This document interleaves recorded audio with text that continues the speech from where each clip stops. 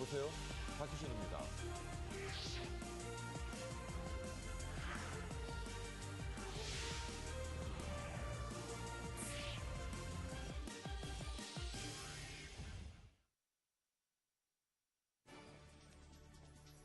머니24 헤드라인입니다. 지난밤 뉴욕 유럽 증시 모두 극심한 혼조 속에 소폭 동반 상승하며 장을 마감했습니다. S&P가 BNP 파리바 등 프랑스 대형은행 3곳의 신용등급을 강등했습니다. 미국의 소비 심리가 조금씩 개선되면서 내구재 주문과 고용지표가 크게 양호해진 것으로 나타났습니다. 원 달러 환율이 13개월 만에 1,000원대로 진입했습니다. 글로벌 유동성 유입으로 환율은 당분간 하락세를 이어갈 전망입니다. 나로우가 리허설 분석 결과 아무런 이상이 없는 것으로 조사돼 예정대로 오늘 오후 발사됩니다. 삼성전자가 오늘 3분기 실적을 발표합니다. 삼성전자가 이달 초 속고치에서는 영업이익 8조 1,000억 원을 기록했습니다.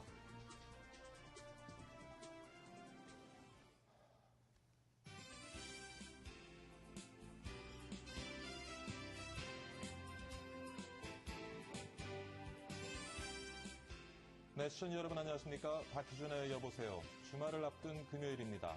이제 2부 시작하도록 하겠습니다. 먼저 글로벌 마감 시황부터 살펴보도록 하겠습니다. 박지훈 외신캐스터가 준비하고 있습니다. 박지훈 캐스터. 네, 시황센터입니다. 오늘 뉴욕 증시 오르락 내리락 등락이 굉장히 심했습니다. 블룸버그 통신도 요즘 뉴욕 증시가 기업들의 실적 발표에 따라서 지그재그를 그리고 있다고 한 전문가의 말을 인용해서 보도를 했는데요. 이 정도로 기업들의 실적에 따라서 지표가 웃고 우는 요즘입니다. 오늘 증시 기업들의 실적 발표가 좋게 나오면서 막판에 상승세로 가닥을 잡았습니다. 또 각종 경제 지표가 개선된 점이 호재로 작용했습니다.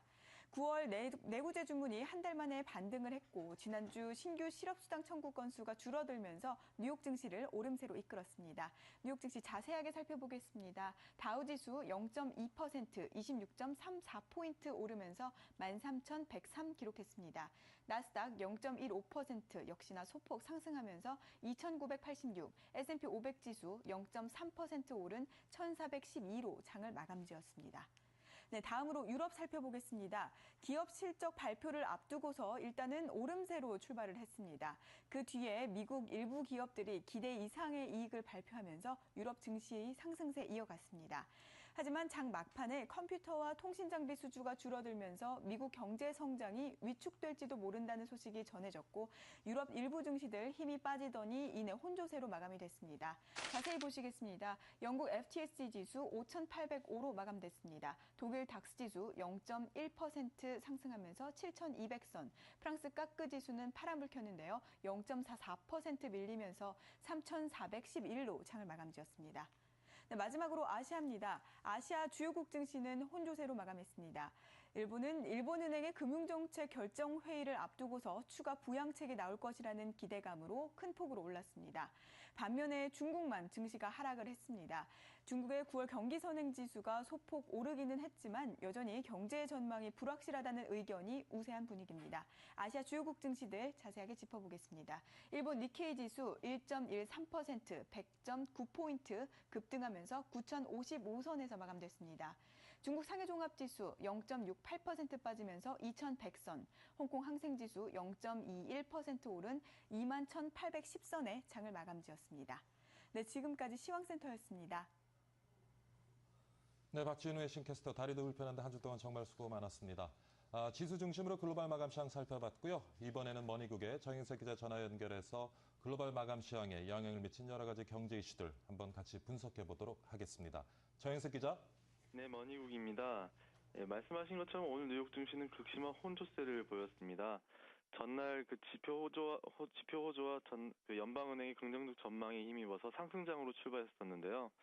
예, 실업자 수 감소 등 호재가 있었지만 미국의 9월 주택 매매 계약이 기대치에 밑돌았고 기업들의 실적 발표가 신통치 못하면서 극심한 혼조세를 보인 것으로 풀이됩니다. 미국의 지난주 신규 실업수당 신청자 수가 2만 3천 명 줄어든 36만 9천 명으로 집계됐다고 미국 노동부는 발표했었는데요. 시장 전망치 37만 명을 소폭 밑도는 수준입니다. 캘리포니아주의 대규모 집계 누락 여파로 급증했던 신규 실업자 수는 이번 주 다시 감소세를 기록하면서 최근 수개월간 36만 8천 명에서 37만 명 사이의 움직임으로 복귀했습니다. 마켓워치는 더딘 고용 회복세가 내년 초까지 이어질 것이라면서 글로벌 경기 둔화와 미 대선에 따른 높은 불확실성으로 기업들이 현금을 쌓아두고 투자와 고용에 나서지 않고 있다고 지적했습니다. 한편 미국의 9월 주택매매 계약이 소폭 증가한 것으로 조사됐는데요. 미국 전미 부동산 중개인 협회는 잠정주택 판매 지수가 8월 99.2에서 9월 99.5로 0.2% 상승했다고 발표했습니다. 하지만 7월 기록했던 101.9에는 못 미치는 수준으로 시장 전망보다는 낮았습니다. 전문가들은 주택매매 계약이 소폭의 증가세를 기록했지만 큰 변화는 없을 것으로 전망했고, 하지만 긍정적인 시장 펀더멘털을 감안할 때 주택시장의 상승세는 내년까지 지속될 것으로 전망했습니다. 오늘 실적을 발표한 기업들은 프록터앤갬블을 제약하고는 전방적으로 신통치 못한 모습을 보였습니다. 세계 최대 소비재 업체인 P&G는 분기 순이익이 지난해 같은 기간에 비교해서 6.9% 하락한 28억 1천만 달러를 기록했다고 밝혔는데요. 이 수치는 지난해 30억 2천만 달러보다 감소한 기록이지만 3.7% 하락할 것이라는 시장의 전망치보다는 좋은 성적입니다. 그렇지만 다른 업체들은 신통치 못했습니다. 석유업체 코노코필립스는 3분기 이익이 18억 달러를 기록했다고 밝히면서 지난해에 비해 31% 줄어든 것으로 나타났습니다. 또 미국 3위 이동통신사 스프린트 넥스텔은 지난 3분기 실적이 시장 기대에 밑돈다고 밝혔습니다. 스프린트는 3분기 손실이 7억 6,700만 달러를 기록했다고 밝혔는데요. 지난해 3억 100만 달러보다 손실폭이 크게 확대된 금액입니다. 매출도 지난해에 비해 5.2% 증가한 87억 6천만 달러를 기록하면서 전망치 88억 1천만 달러를 밑돌았습니다. 이런 실적 부진은 넥스텔 플랫폼을 폐쇄하면서 생긴 비용 처리 문제와 통신 가입자 수 감소 등에 인한 것이라는 분석입니다. 반면 유럽 증시도 혼조세를 보이다가 소폭 상승했는데요. 유럽 기업의 실적 호조 소식에 소폭 상승한 것으로 보입니다. 세계 2위 생활용품 업체인 유니레버는 지난 3분기 매출이 지난해에 비해 5.9% 증가하면서 시장 전망치 5.3%를 훌쩍 넘었습니다. 이 소식에 2.9% 주식이 상승하면서 3개월 만에 최대 상승폭을 기록했습니다. 또 세계 최대 종합화학기업인 독일 BASF도 3분기 실적이 전망을 웃돌면서 1.1% 올랐습니다. 하지만 자동차 업체 다임러는 지난 3분기 순이익이 지난해 대비 11% 감소한 12억 1천만 유로를 기록했는데요. 내년도 실적 전망치를 하향 조정했다는 소식에 2.7% 하락했습니다. 전문가들은 유럽이 여전히 경기 휴태기에 있지만 기업들의 실적 기대감은 완만한 편이고 많은 기업들이 실적이 전망을 웃돌고 있다면서 기대감을 나타냈습니다. 이상 글로벌 마감 시황이었습니다. 네, 정영석 기자 수고 많았습니다. 다음 소식입니다. 국제 신용평가기관 스탠다드&푸어스가 BNP 파리바 등 프랑스 대형은행 3개사의 신용등급을 강등시켰습니다. 또 크레디 아그리콜과 소시에테 제네랄 등 10개의 다른 은행에 대해서는 부정적 전망을 내렸습니다. S&P는 프랑스 은행들에게 경제적 리스크가 증가해서 유로존 경기 침체 가능성에 좀 더 노출됐다고 설명했습니다. 미국의 실물 경기 지표가 뚜렷한 회복세를 나타내고 있습니다. 미 상무부는 지난달 내구재 주문이 전달에 비해 9.9% 증가했다고 밝혔습니다. 이는 시장의 전망치 7.2%를 웃도는 수준입니다. 또 미 노동부가 발표한 신규 실업수당 청구 건수도 전주보다 2만여 건 줄면서 고용 사정도 개선되고 있는 것으로 조사됐습니다. 원달러 환율이 13개월 만에 1,100원 선이 붕괴됐는데요. 앞으로의 달러값 동향과 우리 경제에 미칠 영향 김유경 기자가 짚어봤습니다. 어제 서울 외환시장에서 원달러 환율은 전거래일보다 5.4원 내린 1,098.2원에 거래를 마쳤습니다. 환율이 심리적 지지선인 1,100원 밑으로 내려온 것은 지난해 9월 초 이후 13개월 만입니다. 달러가 약세로 돌아서면서 국내 수출 기업들의 이익 축소와 가격 경쟁력 하락이 우려됩니다. 지난해 165조 원의 매출을 올린 삼성전자의 경우 해외 매출 비중이 73.5%에 달해 환율이 15만 떨어져도 영업이익은 3천억 원 감소합니다. 특히 한국 경제에서 수출이 기여하는 비중은 73%나 돼 한국 경제에 타격이 불가피합니다. 우리나라 경제가 수출 위주이기 때문에 환율 하락 내지는 원화 강세가 한국 성장에 좋으냐 나쁘냐 그러면 물론 나쁜 겁니다. 현대경제연구원도 보고서를 통해 환율이 하락하면 자동차와 휴대폰 업종의 채산성이 악화된다고 지적했습니다. 전문가들은 달러화 약세가 당분간 지속돼 내년엔 1,040원대까지 떨어질 것으로 보고 있습니다. 미국, 유럽 등 주요국의 부양책 속에 한국의 신용등급이 상향 조정되면서 외자가 계속 유입될 것이란 전망입니다. 결국은 아시아 쪽에 이 자본이 많이 몰려온다 그렇게 생각을 하는 거니까요. 우리나라의 펀더멘털이 좋아졌다는 건데요. 연말엔 수출 기업들의 대금 결제와 신규 계약 체결이 몰려 있어 환율 하락에 대한 대책이 필요해 보입니다. M머니 김유경입니다. 네, 지난 두 차례 실패를 경험했던 나로우가 세 번째 발사대에 올랐습니다. 한국항공우주연구원은 나로우 3차 발사의 최종 리허설 데이터 분석까지 마쳤으며 특이사항은 없었다고 전했습니다. 오늘 오전 개최되는 나로우 3차 발사관리위원회는 리허설 분석 결과와 기상 상황 등을 종합적으로 판단해 발사 여부와 예정 시각을 결정하고 오후 1시에 발표할 계획입니다. 삼성전자가 오늘 3분기 실적을 발표합니다. 이달 초 발표된 3분기 실적 잠정치가 예상보다 훨씬 높은 8조 1천억 원을 기록하면서 오늘 실적 발표에 기대치가 높습니다. 삼성전자의 갤럭시 S3는 출시 후 판매 호조를 보이며 삼성전자의 실적 기대를 높이는 요인으로 작용했습니다. 발암물질이 검출된 농심라면에 대해서 회수 결정이 결국 내려졌습니다. 서원한 기자가 전합니다. 발암물질이 검출된 원료를 사용한 농심의 일부 라면. 그러나 먹는데 해가 없다는 이유로 회수 결정은 없었습니다. 그렇지만 시민들은 불안합니다. 사 먹어서 좀 잘못되면은 저희 몸에도 문제가 있고 그러니까. 평소에 많이 먹던 라면들인데 그렇게 나왔고 좀 실망스럽고. 결국 발암물질이 검출된 원료를 사용한 농심 라면에 대해 회수 결정이 내려졌습니다. 식약청 관계자는 벤조피렌 기준 부적합 판정을 받은 원료가 들어간 농심라면 전량에 대해 회수 명령을 내리기로 했다고 밝혔습니다. 회수 방법과 회수 범위는 논의하고 있습니다. 제도적인 불비점이 있는 것인지 아니면은 일을 잘못한 것인지 제가 우선 가려야. 지난 6월 벤조피렌 기준을 초과한 가스오브시가 들어간 제품 수프를 조사한 결과 너구리 등 6개 제품 수프에 벤조피렌이 검출됐습니다. 그러나 인체에 해가 없다는 이유로 지금까지 식약청과 농심은 회수에 나서지 않았습니다. 대만에서도 발암물질 논란이 된 너구리 등을 철수하고 있고 문제가 된 제품을 자체 검사할 계획입니다. M머니 서한안입니다. 마이크로소프트가 새로운 PC 운영체제인 윈도우 8을 한국 시간으로 26일 자정을기에 전 세계에 동시 출시했습니다. 윈도우 8은 스마트폰과 태블릿 PC 등과도 호환되도록 첫 화면을 타일 모양의 아이콘으로 구성하는 등 사용자 환경을 전면 개편했습니다. 또 터치 환경에 맞춰 인터넷 익스플로러 10을 탑재했으며 클라우드 서비스 스카이 드라이브도 기본으로 제공합니다. 애플의 아이폰 5가 국내 시장에 곧 출시될 예정입니다. 통신사들은 보조금 경쟁을 최대한 자제하면서 고객 유치를 하겠다는 입장입니다. 유재준 기자가 전합니다. 과다 보조금 경쟁이 방송통신위원회 제재로 한풀 꺾인 모습입니다. 지난달까지만 해도 삼성 갤럭시 노트와 LG 옵티머스 뷰 등 스마트폰들이 보조금과 할인의 명목으로 저렴한 가격에 거래됐습니다. 삼성 갤럭시 노트의 경우 각종 인터넷 커뮤니티 사이트에서 15만 원 정도에 판매됐던 것과는 달리 현재는 50만 원대 선을 유지하고 있습니다.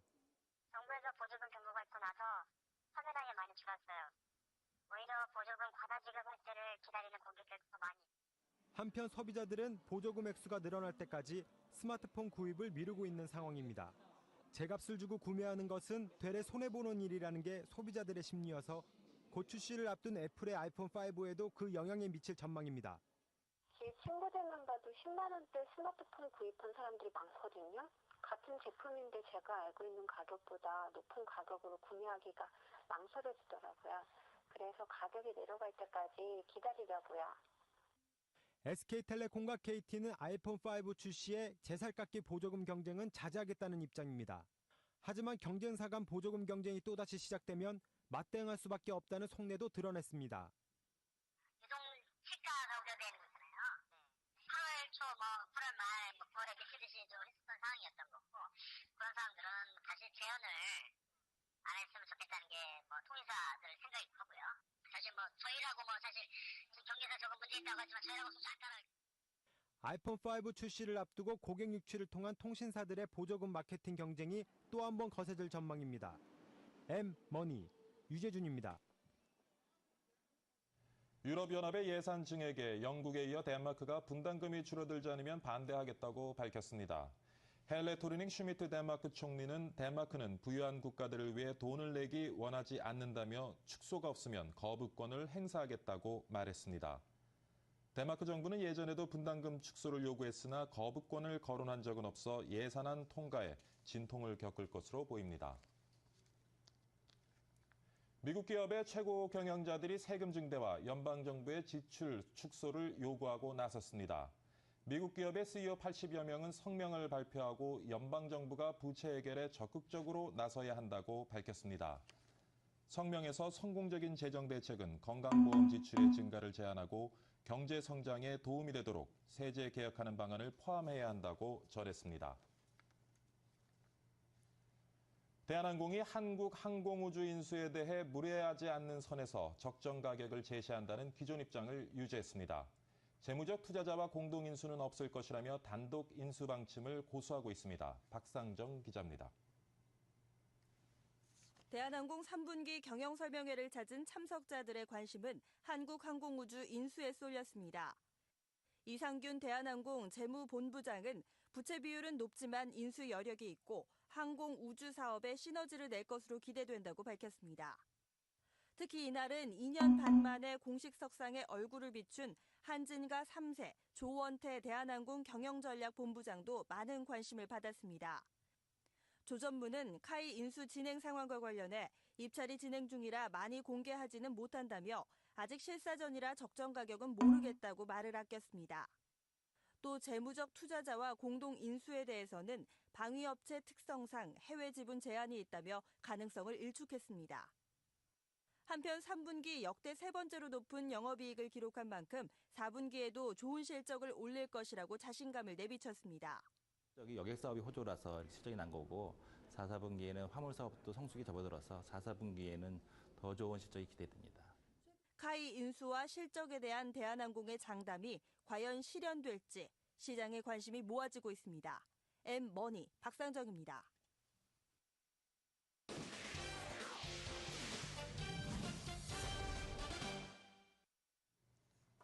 네, 집중 관찰 시간입니다. 오늘의 종목 알아봐야죠. 매시간 릴레이로 종목을 실시간 분석해보고 있습니다. 오늘 종목은 현대 글로비스입니다. 토로스증권의 박준현 사장 전화 연결해서 관련 내용 짚어보도록 하겠습니다. 안녕하십니까, 사장님. 안녕하세요. 네, 현대 글로비스 어떤 회사인지 좀 간단히 소개를 해주시죠. 예, 현대글로비스는 2001년에 설립된 현대차 그룹의 물류와 유통을 담당하고 있는 기업입니다. 주요 핵심 사업을 살펴보면은 CKD라고 해서요, 반조립 제품 부문, 그리고 PCC라고 해서 완성차를 해상 운송하는 부문이 주력이고요. 최근에는 3자 물류 사업과 중고차 경매업의 비중도 확대를 하고 있습니다. 지금 완성차 해상 운송 같은 경우에는 기존에는 유코카 캐리어스라고 하는 세계 시장 점유율 3위의 해운업체가 담당을 했었는데요. 지금 현대글로비스로 운송 물량이 조금씩 이전이 되고 있습니다. 올해만 해도 기존의 30%에서 40%로 운송 물량이 좀 늘어나 있는 상황이고요. 2016년부터는 이제 60% 이상 점유율이 늘어날 것으로 예상을 하고 있습니다. 그렇기 때문에 PCC 사업 쪽은 고성장세를 유지하고 있고요. CKD 사업, 부품 협력사로부터 부품을 매입해서 포장 작업을 거친 다음에 해외 공장에 납품하는 사업을 CKD라고 표현을 하는데요. 2014년까지는 현대 기아차의 해외 공장 증설의 수혜를 입을 것으로 예상을 하고 있습니다. 일단은 현대그룹은 현대 기아차 그룹에 종속되어 있다는 약점이 가장 큰 약점이라고 할 수 있는데요. 그런 것을 극복하기 위해서 3자 물류로 매출처를 다변화하고 있고요. 자회사인 현대엠코의 고성장도 연결 기준으로는 실적에는 긍정적이라고 볼 수 있겠습니다. 네, 간단한 회사 소개와 함께 시장에서 현대글로비스가 주목받는 이유를 좀 짚어주셨는데, 자 그럼 최근에 와서 뭐 수급 사항 포함해서요 어떤 흐름을 보이고 있는지 좀 짚어주시죠. 예, 일단은 그 현대글로비스는 기관들의 순매수가 그동안 꾸준히 이어졌습니다. 왜냐하면 네. 일단 3분기 실적이 상당히 잘 나올 것으로 예상이 됐기 때문으로 보이고요.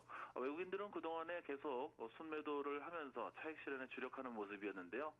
지금 실적 발표를 앞두고 최근 2일간은 외국인들이 성장성을 감안해서 매수 전환한 것으로 보이고 이런 추세는 향후에도 조금은 지속되지 않을까 예상하고 있습니다. 네. 차장님 그렇다면 뭐 오늘 장에서는 어떤 흐름을 보일지 또 우리 투자자들 어떤 전략으로 접근해야 될지 좀 짚어주시기 바랍니다. 예, 일단은 그동안에 현대글로비스가 주가가 조금은 정체를 보였습니다. 왜냐하면 네. 그동안의 원화 강세 때문에 현대차 그룹의 실적이 둔화될 것이다. 이런 이야기들 때문인데요. 어제 현대차의 그 기업 실적이 발표가 됐는데요.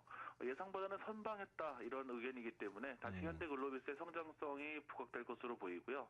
다소 좀 높은 밸류에이션이 좀 부담스럽긴 합니다만은 성장 프리미엄을 감안한다면은 목표 주가는 28만 원에서 30만 원 선까지 볼 수 있지 않을까 생각을 하고 있기 때문에 기존에 보유하셨다면은 목표 주가 28만 원 선을 일단 1차 목표로 보시고 홀딩하는 전략을 드리도록 하겠습니다. 네, 토레스 증권의 박준현 차장과 함께 현대글로비스 관련된 투자 전략 세워봤습니다. 차장님 오늘 말씀 감사드리고요. 좋은 주말 되십시오. 네, 감사합니다.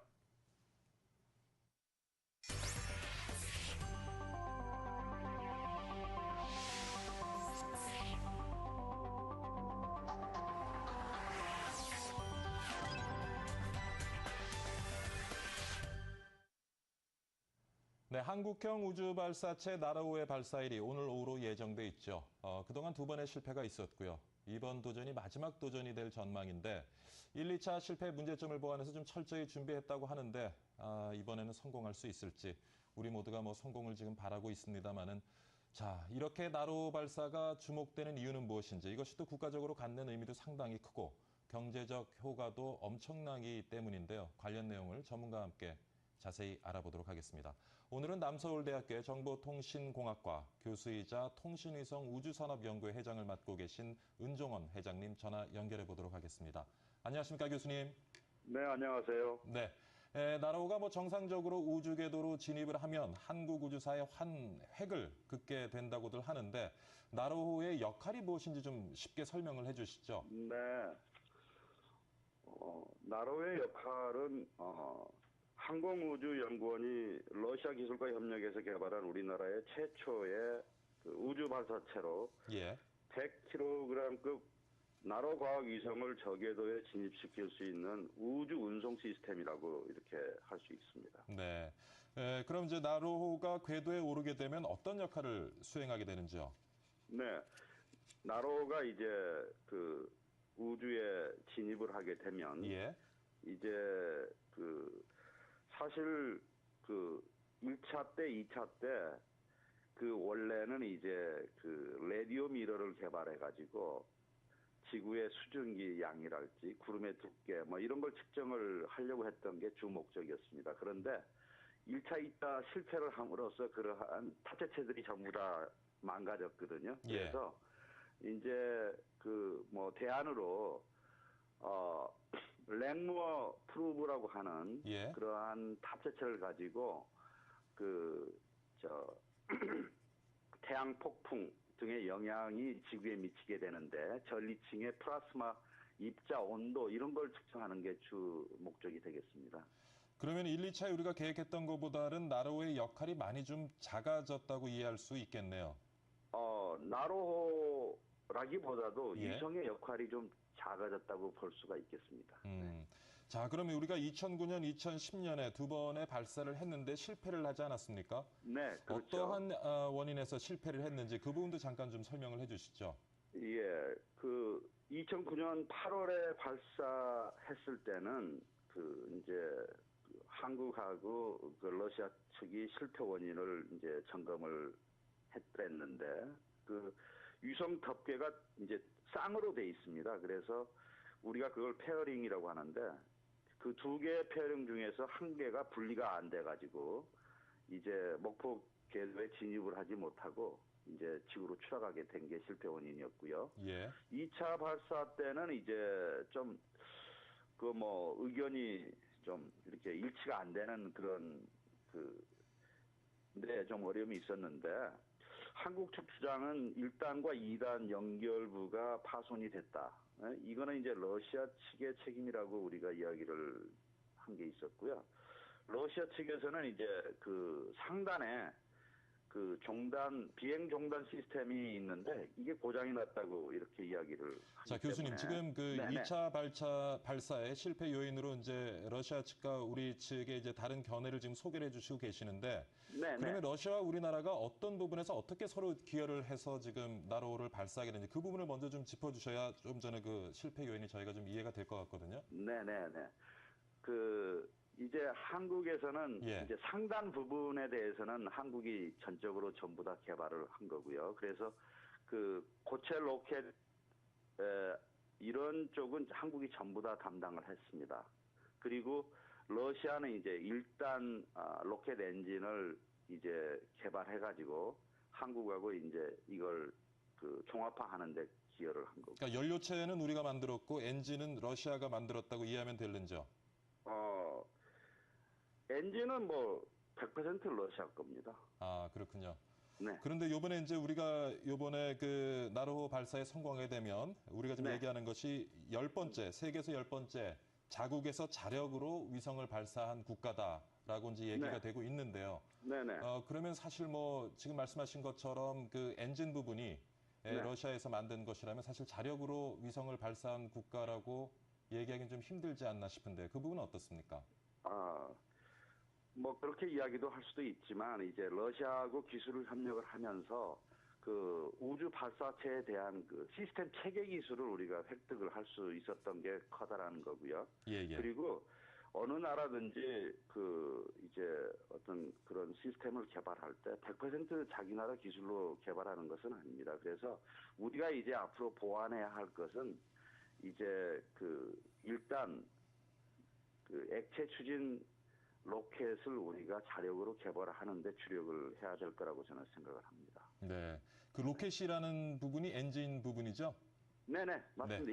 일단 엔진입니다. 네, 그러니까 앞으로 앞서서도 자국에서 자력으로 위성을 발사한 국가들 전적으로 자국의 기술을 활용하지는 않았다. 그렇기 때문에 우리도 충분히 세계에서 10번째로 스페이스 클럽에 가입하게 될 자격은 있다라고 말씀을 하시는 거고요. 그 말에는 저도 동감을 하는데요. 예, 예를 들어서 일본이나 인도 이런 나라들도 사실 처음에 개발을 할 때 미국의 도움을 많이 받았었고요. 네. 또 인도는 이제 우주 외교를 통해 가지고 미국, 러시아, 구소련이죠. 이런 데서 기술을 많이 받아가지고 위성 발사체를 개발하게 됐기 때문에 우리도 그런 전철을 밟아야 한다고 생각을 합니다. 네. 왜냐하면 기술이라는 것은 하늘에서 뚝딱 떨어지는 게 아니잖아요. 또 그렇게 협력 개발을 하는 게 가장 빠른 길이라고 알겠습니다. 저는 생각합니다. 자, 교수님. 뚜껑을 물론 이제 오후에 열어봐야 알겠지만 이번 발사의 성공 여부 어떻게 전망하고 계시는지요?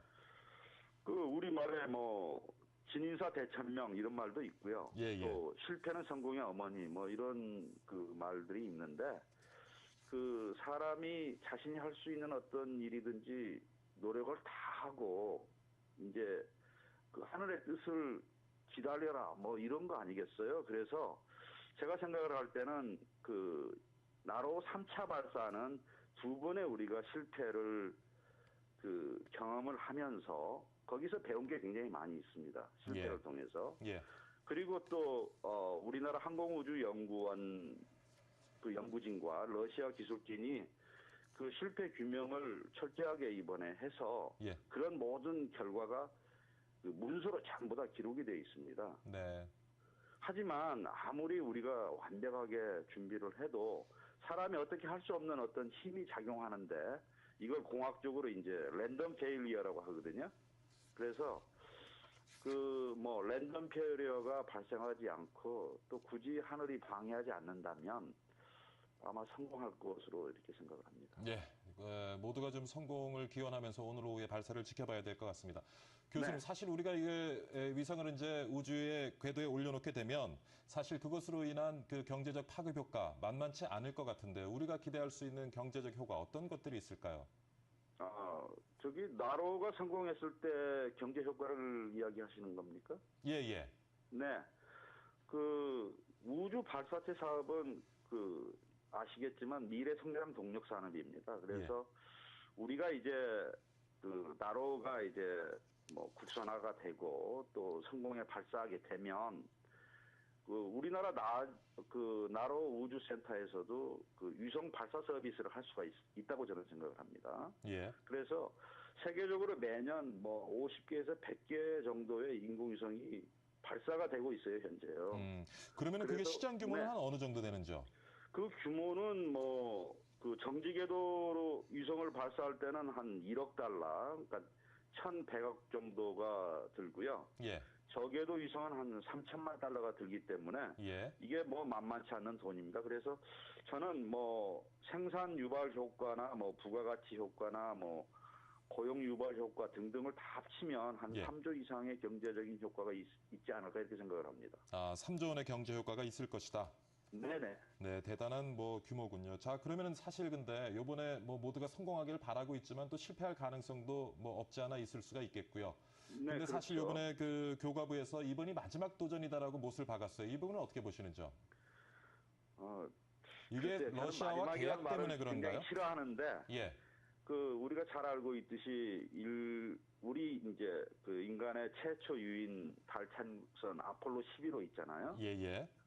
11호도 11번 도전 끝에 이제 성공을 했거든요. 그렇죠. 그래서 그걸 기반으로 해서 지금은 이제 화성 탐사를 이루려고 지금 모든 나라들이 그렇게 하고 있기 때문에 우주 개발의 꿈은 그만큼 어렵고 또 아무나 도전할 수가 없습니다. 그래서 이번에 사실 실패하더라고 해도 지속적인 어떤 투자가 이루어져야 되겠고 또 지속적인 또 시도가 돼야 되겠죠.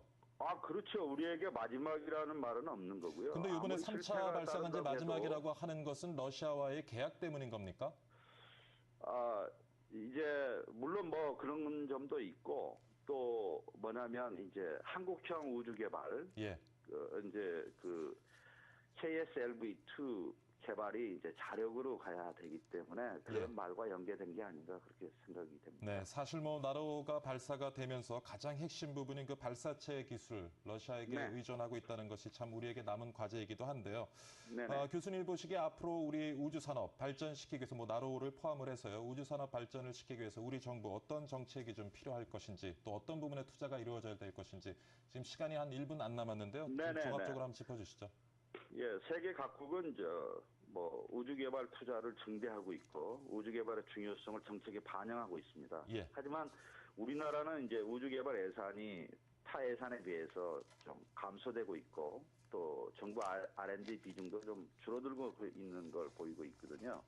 그래서 하지만 이제 우리나라도 이제 선진 국가 대열에 들어있기 때문에 여러 부처에서 우주 개발 해야 된다고 하는 그런 수요가 굉장히 늘고 있어요. 그래서 그런 수요를 우리가 우리 현실에 맞게 추진할 수 있도록 우주개발 정책이 어느 정도 조정이 돼야 될 거라고 생각을 하고요. 또 우주 산업을 활성화하려면 안정적인 우주 예산이 지속적으로 유지가 돼야 됩니다. 그리고 또 연구 인력도 필요하고요. 그래서 국가의 종합적인 우주 개발 수립과 전략적 의사 결정을 위해서라도 우주 개발을 총괄하는 컨트롤 타워가 굉장히 필요한 거죠. 그 시점에서. 자, 통신위성 우주산업연구회 은종원 회장과 함께 나로 발사 그리고 그 발사 성공이 미칠 수 있는 경제적 파급 효과에 대해서 같이 한번 분석해봤습니다. 회장님 이른 시간에 오늘 전화 연결 감사드립니다. 네, 감사합니다. 네.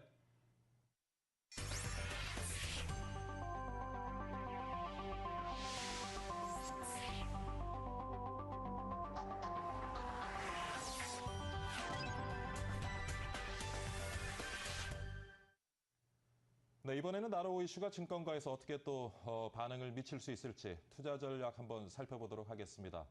유진 투자증권의 정승현 연구원 전화 연결하도록 하겠습니다. 안녕하십니까? 예, 안녕하세요. 네, 연구원님. 이번에 3차 발사가 있기 전에 이제 1차, 2차 발사가 있었고요. 또 두 번 다 실패로 끝났습니다. 당시 어떤 그 두 차례의 발사 실패로 인한 시장의 움직임이 있었는지요? 네, 일단 그 예전에 그 예. 이제 주가 흐름이 어땠는지부터 이제 살펴봐야 될 것 같은데요. 네, 자료가 일단, 있으시면 좀 보여주면서 설명을 해주시죠. 네네, 일단 한양 디지텍 대표적인 그 나로 관련 그 테마주로 형성이 됐던 한양 디지텍 그 파트를 주봉을 보시면서 말씀을 드릴 수 있을 것 같은데요. 예, 어떤 기업입니까?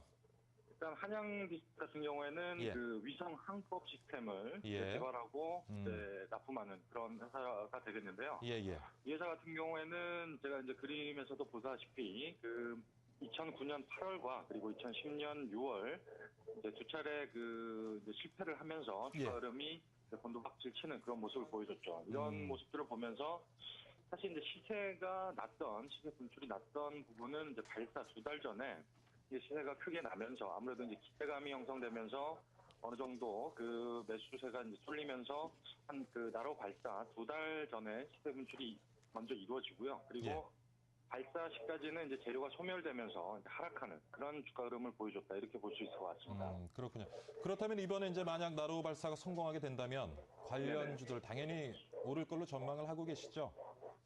일단 그 관련 주들이 이제 뭐가 있는지부터 이제 간단하게 이제 살펴볼 네, 좀 필요가 살펴봐 있겠는데요. 주시죠. 예. 네, 일단 한양 디지텍 아까 말씀드린 대로 네. 위성 항법 시스템을 이제 개발하는 업체고 그리고 세트레가에는 위성 시스템을 개발하는 업체입니다. 그리고 네. 비치로테크 그리고 한양 ENG 같은 경우에는 발사체 연료 주입과 그리고 우주항공 GPS를 생산하는 업체가 되겠죠.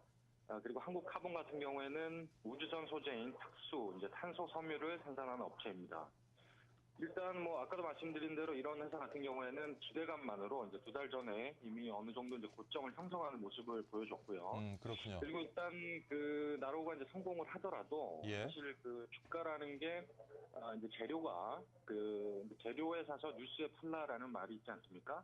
뭐 이런 부분들 때문에 아무래도 나로가 성공을 하더라도 아무래도 재료 소진 뭐 이런 영향으로 주가의 흐름이 어느 정도 좀 하락 가능성이 있지 않느냐. 증권가에서는 이렇게 보고 있습니다. 연구원님, 지금 소개해 주신 기업들이 가진 기술이요. 그런 네네. 기술을 가지고 관련되는 글로벌 시장에 바로 이렇게 진출할 수 있는 그런 여건이 지금 만들어져 있는지요?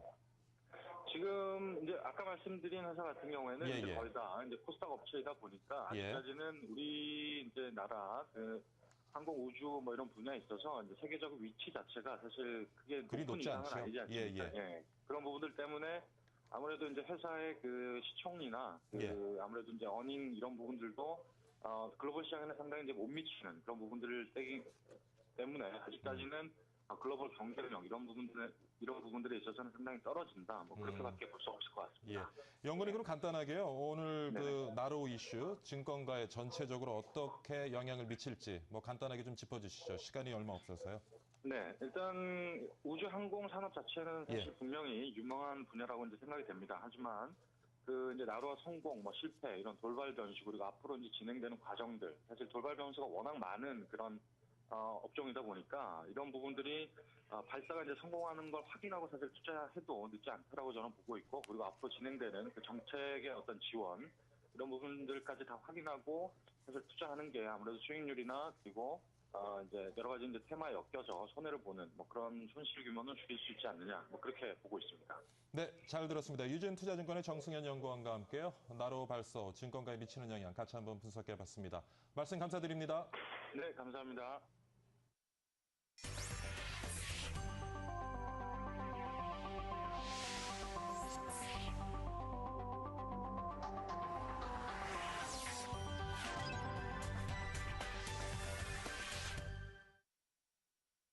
네, 사업에 성공을 하려면 남들이 발들이지 않은 시장을 먼저 선점하라. 이런 말이 많이 있죠. 하지만 이것을 깨닫고 실행에 옮기기란 참 쉬운 일은 아닌 것 같습니다.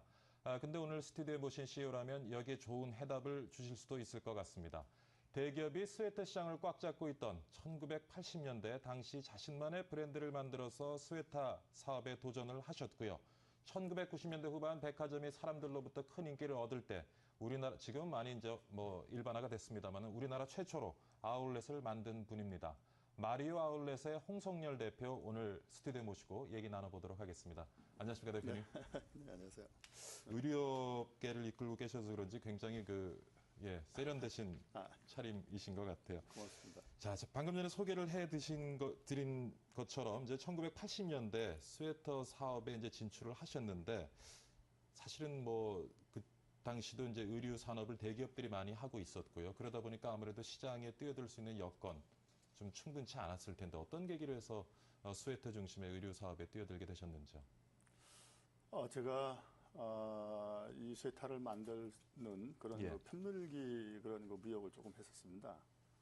그러면서 제가 이제 스웨터에 대한 관심이 어렸을 때부터도 많이 있었지만 그 우리나라의 그 스웨터 패션의 그 비중이 예. 전체 패션의 일반 그 우분보다 좀 작았습니다. 유럽이나 그 이태리나 예를 들어서 일본 같은 경우는 전체 패션의 스웨터 비중이 한 40~50% 정도, 많게는 한 50%까지도 그 비중이 컸었는데 예. 우리나라는 한 10% 정도도 안 됐었습니다. 그래서 이 스웨터가 패션에는 꼭 그 몇십 프로가 들어가야 되는데 그게 안 돼서. 그러니까 시장이 성장할 수 있는 가능성을 보신 거군요. 그렇죠. 예. 그래서 이제 뭐 그 스웨터를 만드셔가지고 사업을 잘 하시다가 또 IMF를 만났어요. 네. 뭐 어느 기업이나 마찬가지겠지만 IMF 겪으면서 상당한 또 어려움을 겪으셨을 것 같은데요. 네, IMF라는 건 저희가 이제 알지도 못했지만은 IMF 전에 한 1년 전에 이제 백화점들이 지방 뭐 서울의 픽스리 빼놓고는 거의 부도가 났습니다. 그래가지고 저희가 전체 매장에 예. 한 20여 군데 이상이 이제 그 부도를 맞았죠. 예. 그 상황에서는 우리 패션업계나 모던 업계에서 사업을 제대로 재개하기가 어려웠던 그런 시절인데 저희 같은 경우는 어차피 이제 옷은 좀 어느 정도는 힘들지만 입어야 되는 거고 해서 저희는 좀 더 좋은 디자인을 좀 더 싸게 저희가 이제 생산을 하는 그런 전략을 저희가 IMF 때 세웠습니다. 그래가지고 어느 경쟁사보다 저희가 오히려 IMF 때 더 많은 매출을 올리고 오히려 수익을 본 기업입니다. 다른 기업들은 좀 어려움을 겪었지만 가격 경쟁력이라든가 품질 경쟁력을 개선을 해서 오히려 좀 공격적으로 시장에 접근을 하셨군요. 네, 근데 아울렛도 이제 한국 최초로 하셨잖아요. 네. 근데 아울렛 사실은 요즘은 굉장히 일반화되어 있습니다만 처음에 아울렛 시장에 진출하실 때만 해도 사실 소비자들에게 좀 생소한 개념의 시장인데 어떤 연유로 해서 좀 아울렛을 들여오게 되셨는지요? 아울렛이라는 거는 저희가 시작할 때만 해도 우리나라에 아울렛이라는 단어가 몇 년에 시작을 뭔지. 하셨죠? 제가 2001년도에 이제 2001년도에 이제 시작했습니다. 그러면 IMF를 겪으시고 그 다음에 시작이 됐는데 IMF 때 어떤 아까 말씀하신 것처럼 공격적인 경영을 하시면서 좀 자본 축적이 되시고 그거 여력으로 해서 시작을 하셨나요? 이제 자본 축적도 어느 정도 됐지만 또 중요한 것이 이제 우리가 이 아울렛을 할 수 있는 토지가 이제 거의 우리 구로공단 같은 경우는 IMF 때 이제 회사들이 지방으로 이전한다든가 중국으로 간다든가 해서 뭐 상당히 거의 뭐 아주 호흡벌판이었던 시대입니다. 그래서 그때가 저희가 이제 토지를 제대로 구입해서 아울렛이라는 걸 할 수 있는 서류의 기회다라고 생각했는데 저 혼자만 기회였지 모든 사람들은 뭐 말도 안 되는 그런 사업을 한다. 뭐 이런 얘기를 많이 했죠. 그리고 아울렛이라는 개념이 뭐 거의 다 없었죠. 네, 그런 시절이었기 때문에. 네. 그래서 이제 뭐 처음에 사람들의 그 반응이 좀 이렇게 시큰둥했을 텐데 그럼에도 불구하고 그것을 이제 밀어붙이시면서 추진하게 된 어디서 그런 어떤 믿음을 가지셨어요? 이 아울렛 사업은 될 것이다. 아울렛 사업도 그렇지만 저는 모든 사업이 그렇다고 생각합니다. 자기가 그 전문 분야에서 많은 공부를 하고 연구하고 또 해외나 이런 데 벤치마킹을 해서 우선 사업이라는 거는 확신을 가져야 됩니다. 근데 그 사업을 주변에서 뭐 하라 마라 뭐 좀 하기는 뭐 전체적으로 경기가 불황이고 IMF이기 때문에 사업을 다시 우리 같은 이 중소기업이 다시 시작한다는 거는 감히 뭐 상상도 못하던 시절이었죠.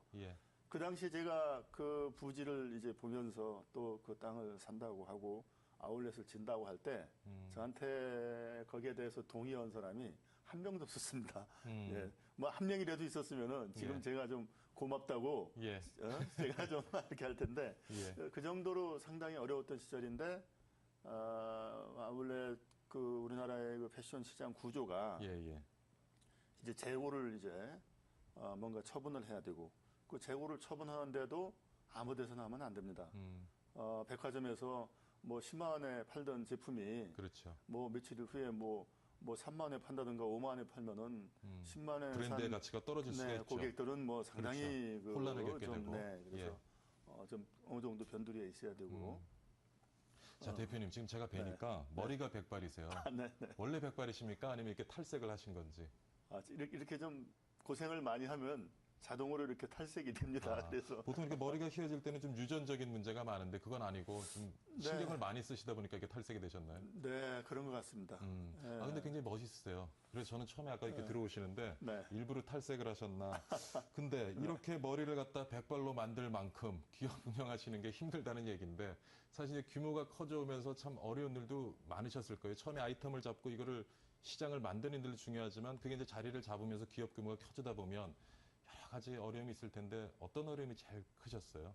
그 어려움이라는 건 제가 사업을 시작할 때부터 지금까지도 뭐 어려움이라는 거는 뭐 말도 못합니다. 저는 그래도 머리는 빠지지는 않으시네요. 머리가 새시기만 하고 다행입니다. 그런 것 같습니다. 어떤 어려움이 제일 어려움이라는 건 뭐 저희가 이제 그 80년대에 그 수출품이 87년도에 물에 잠겨가지고 저희가 지하 이제 공장이 있었는데 그 이제 그 수출을 못 할 수 있는 그런 지경에 그때 이제 회사가 문을 닫아야 되는 그런 상황에서 일본 사람들이 이제 저희를 믿고 또 다시 이거를 생산해서 공급할 수 있도록 해준 경우가 있고 그 다음에 뭐 IMF라는 거를 또 맡게 되고 그 다음에 뭐 금융 위기 또 제일 어려웠던 거는 저는 그 뭔가의 저희 패션하는 사람들이 이 법을 조금 좀 잘 모릅니다. 그래서 그 좀 이상한 그런 여러 가지의 그 규제 이런 것 때문에 저희가 마음고생을 참 많이 했습니다. 그러니까 얘기 들어보니까 뭐 어려움은 계속 존재하는 것이고 계속 극복해 나갈 것이고요. 그렇습니다. 자, 참 많은 얘기 나눠보는데 시간이 오늘 좀 빠듯해서요. 지금 아마 그래도 창업을 꿈꾸고 있는 20, 30대 청년들이 많이 있을 거거든요.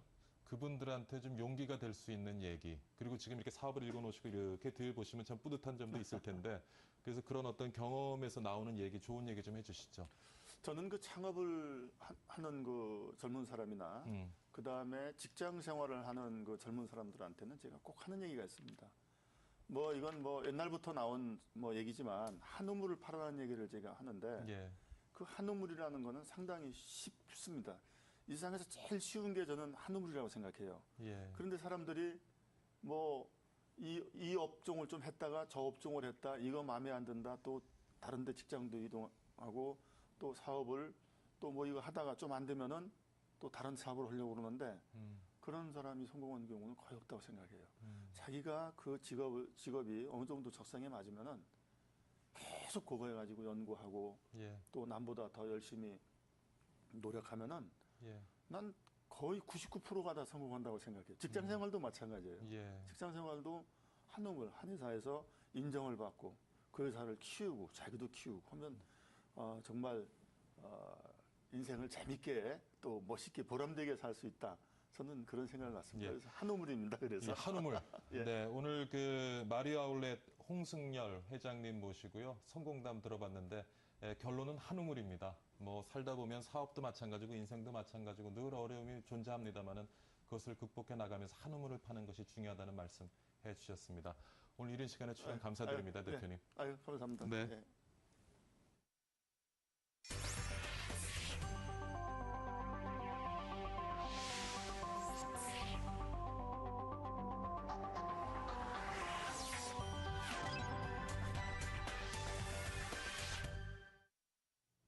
자, 박희준의 여보세요 마칠 시간입니다.